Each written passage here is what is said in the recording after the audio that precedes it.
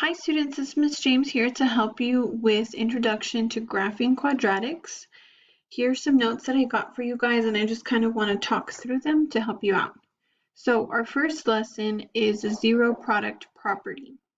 So our job here is to find the zeros of the function, write the smaller one first and the larger solution second. So we're still looking for solutions to x. So as you can see, this is in our factored form like we've practiced finding before.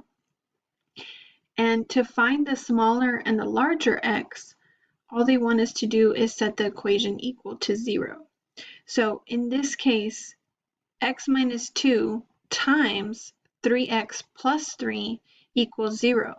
So if that's the case, then we know that any number times any other number has to be, one of them has to be 0 for the solution to equal 0.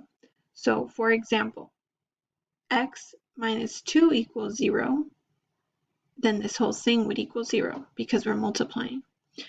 Or if 3x plus 3 equals 0, then this whole thing would also equal 0 since we're multiplying.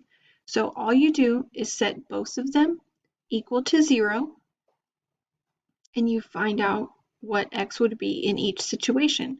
So here we did opposite of subtraction, which is add. So we added 2 to both sides and we got x equals 2. In this situation, we had an extra step.